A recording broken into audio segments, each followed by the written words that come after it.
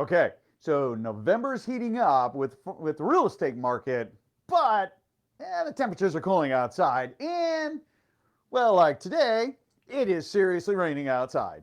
That is amazing. I think the sky opened up. Anyway, my name is George Moorhead with Bentley Properties, and I've been practicing for a really long time. I say 27 years, but it'll be rolling up here on 30 here pretty soon. Anyway, we're going to go over what to expect over the next few months. And we're going to talk about what the Feds are doing and why are we saying that November is heating up when, well, a lot of people are saying it's slowing down. All right, so we're going to go over that and give you guys some real-time information. So, hey, subscribe. Make sure that you're ringing the bell so that you are being made aware we are doing these videos because it's in real time. You're not hearing about September and August market updates when really that's irrelevant. We need to know what's going on now, today, this very moment, so you can move and react, kind of like with what the Feds are doing. In fact, let's start with the Feds. The Feds, you may remember a few weeks ago, had indicated, actually about 2 months ago, had indicated that they may start pulling back on mortgage-backed securities. That's called an MBS. Watch your mortgage-backed securities. Why? Because they will create a little bit of volatility along with your 10-year Treasury notes and some of your bonds. Because remember, interest rates, mortgage interest rates, like your 30-year mortgage or your 15-year mortgage and whatnot, those are based on what the market does. It is a traded in the stock market. Feds have nothing to do with it. The Feds control short term, okay? So they handle like your car loan interest rate. If you have a HELOC or a home equity line of credit, HELOC is the acronym. All right, if you actually have a credit card, all right, those short term, and of course business loans and business lines of credit, that is what the Feds control. Those are the rates in the lending, you know, how much they charge to other banks when they lend money. That is what they control. What you need to watch are the 10-year Treasury. Why? Because, so the average person, believe it or not, even though the average 30-year mortgage is normally cashed out every 10 years, okay, that's why a lot of folks watch the 10-year Treasury, because the 30-year mortgage rates will follow a 10-year Treasury note pretty close.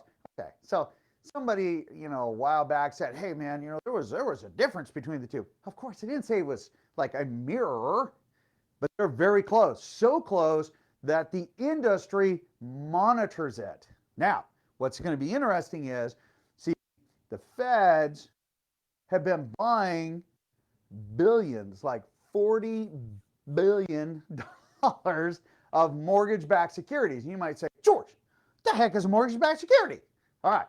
Mortgage-backed security, when you hear about all these people getting loans, you know, from all the different banks, right? Whether it's Cornerstone or Qualistar Credit Union or Bank of America, U.S. Bank, Wells Fargo, you know, all of these people, right? They all make loans, and each one packages up this little loan profile package. They sell it to, yes, Freddie Mac and Fannie Mae, and sometimes FHA if it's an FHA-backed loan. That's why they write them to these guidelines, and programs come and go every day, all right? A program today may not be there next week, just to let you know. All right, so they package these up and then they sell them off to Fannie and Freddie. They get money back, they can relend and give you a mortgage. That's how this evolves. So then what Freddie and Fannie do is they will then take all of these, they will package up billions of dollars of loans into this little investment that goes out to, you know, that they will resell both internationally, but, you know, to your insurance companies, your retirement companies, because it is an investment based on the fact that you will pay you back your mortgage. Most of you would say, yeah, okay, I pay back my mortgage, so it makes it a very safe investment. It's called a mortgage-backed security. It is traded out on the stock market. Now, with that, the U.S. government has been buying $40 billion a month in this. Now, okay, so yes, they're buying it, and that means that they're investing in you, and that you will pay your mortgage, and they make a return on that. Now, they will continue to reinvest that, but they are going to start reducing that investment. That means they're going to start pulling back. They're not going to buy as much, which is going to make the mortgage-backed securities a little bit more volatile. You're going to see some volatility. That just reminds me of Austin Powers. Volatility, as far as the, with the market, with mortgage-backed securities, with the 10-year Treasury, which again is you're going to see interest rates, mortgage interest rates go up and down with it. Because again, it's publicly traded. So one of the key things you need to watch your 10-year Treasury, and you need to watch the mortgage-backed securities, because you can watch the trend and know that your mortgage interest rates that you can get today are going to follow that. So put that as a ticker follow, and you'll be able to get an idea of what's going on. Over the next few weeks, pretty much everybody I talk to, it is going to be volatile. Had a great conversation with Dan Golden. So we were going back and forth on, what to expect, what are we going to see. We have similar, sometimes, we have different opinions, which is awesome because, we get to hear other ideas. That is super important because why? It gives us a very steady idea look of what to expect to help you guys make the best business decision for you and your family. That's it. It's the main goal. Let's hit the market. This is our first week in November. Many of you missed me from last week. That's because, yes, it was my birthday on Halloween. Yes, I was out on a lake fishing. Yes, it was absolutely surreal. I was out there with Drago, one of the guys I served with, and I tell you, we couldn't have asked for anything better. It was 50 degrees. There was no wind. We were on 3 different lakes, and it was flat. It was like glass, and there was not a cloud in the sky. It was absolutely, without a doubt, amazing. And yes, we do catch and release, but we caught some amazing fish, had just an absolutely fabulous time. A shout out to Drago. Hey man, thanks again for going out. No, you didn't know it was my birthday, but still had a fabulous time anyway. And not that it mattered, but anyway, had a fabulous time. And I have some funny videos of him catching the little fish right after I caught a really nice fish. But of course, I had to make fun of him about it. All right, here we go. All right, so active year over year, okay? 2021, 2020. All right, we are up 16%. You might say, oh my gosh, George, that's amazing. You were only like 4% or 3%, the other week. And actually, the last time you did it, we were down. Okay, that's 800 homes over the Northwest MLS, all right? That's the Canadian border all the way down to the Tri-Cities.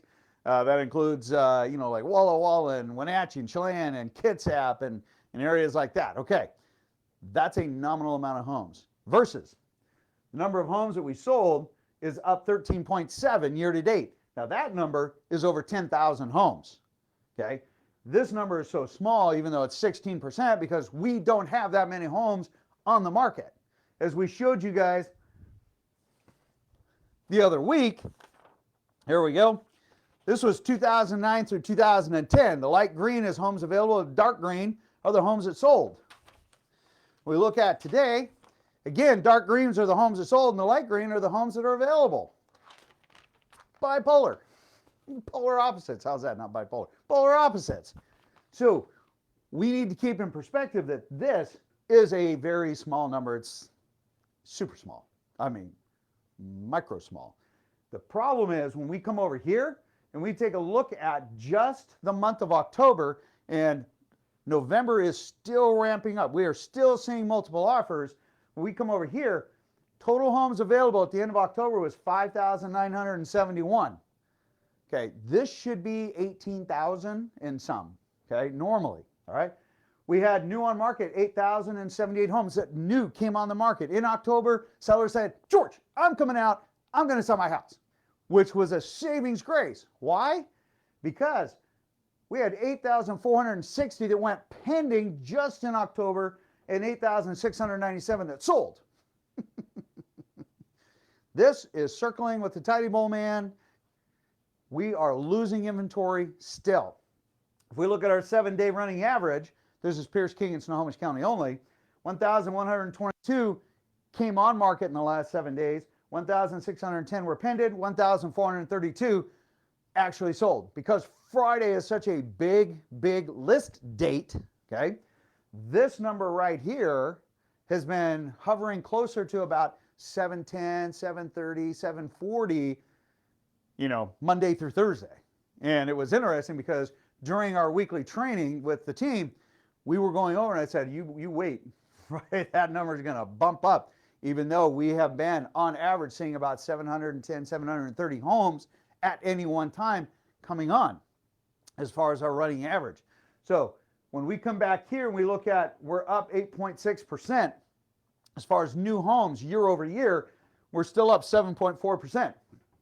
This number between the pended and the new on market are always going to, that will chase itself because we can only sell what's available, right? All right. Anyway, at least what we can track. Solds are up 13.7% year over year. Now remember, last year was still an amazing year. 2020 was a record setter in so many ways. We are ahead of that by over 10,000 homes. Now, understand, in October we sold 8,697, almost 8,700 homes. Okay, so this is still a big number, but in the perspective of things, 1 month can change that, right? It would have to be, like 1 month of nothing, which is not real. But now let's talk a little shop here. Now, we've had some folks, both sellers and buyers, that have approached us. In fact, Nancy, she absolutely, she killed it, man. She listened, she followed the guidance, and she made out very well. No different than some of our buyer clients are doing the same thing. Now, some folks are saying, oh, George, November, December, January, nobody does any real estate. That's a bad time to buy or sell a home. And I laugh because I'm like, you're kidding, right? That is farthest from the truth, especially today. Here's why. If we only have 5,971 homes, and we normally should have like 18,000 homes, don't you think that if we still have a pent-up buyer demand, which we do, 8,697 homes sold, up 13.7%, buyers are still there. Buyers still want homes. You just can't be stupid on your pricing. I don't mean that in a derogatory or negative way. I'm just being very blunt. Don't be foolish with pricing your home. Be realistic, okay? Don't be one of the people that are a reduced, okay, or expired or canceled because you overpriced your home. Don't be one of those people. There's a lot of ways to make sure that you're not putting sentimental equity in and you're getting the true market value of a home, okay? And there's a lot of ways. Hey, if you want a free valuation, let us know. We'll send it off to you, okay? We do 80, 90 valuations every single week. I have an awesome team, and we are within 5% historically of all sales. That's pretty impressive. So, and that's with online. All right. When we take a look at November, December, January, okay, any buyer that comes through, I'm talking to sellers right now, any buyer that comes through, understand, they're serious. Yeah, you're not going to get the volume, but you're going to get quality. That means less intrusion with your family, less risk to your family, higher quality. Those buyers, they're not out just to take a look. They're out because they're serious, okay? Now, talking to buyers, understand, because the trend historically, and this is a historic number right here, okay? Because it historically has less sales, that means less buyers are out there, which means that less competition. So if you are one of those buyers, right, this is normally what it looks like. You guys might remember this one. The light green right here, active, dark green, sold. Notice the inversion there, okay? Notice the cycle is always November, December, January, November, December, January, November, December, January, okay? It is your time to have less competition of other buyers. Sellers are more open because they want to get their home sold. It is an absolute perfect opportunity for both parties to accomplish the same goal. And we have amazing success between November to the, well, really the middle of February. Okay, March, the market picks up again, everybody re-engages. But look, there's a great opportunity in that time frame for both buyers and sellers. Okay, so don't peel back saying, oh, it's just a bad time. It's not. You just got to be smart about it. Watch this show. You'll be smart. Anyway, with that, if you guys have any questions, post them. We answer them within 30 minutes, except for on Sundays, and then I wait till Monday. Anyway, stay safe, stay dry. It is really coming down out there. If you have more questions, let us know. Make sure you're watching the 10-year Treasury and watch the mortgage-backed securities. If you are under contract, remember, you can only lock in a rate once you're under contract, once you have mutual acceptance, when you have a purchase and sale agreement between a buyer and a seller. You guys have agreed. Only at that time can you lock in a mortgage rate. You may want to be very careful right now, especially over the next 2 weeks. If you think, I'm going to float, be careful because it is going to be very volatile. All right. And you need to be checking. That means constantly. Because remember, like the stock market, it goes up and down all day long. The morning and the afternoon could be completely different than the evening.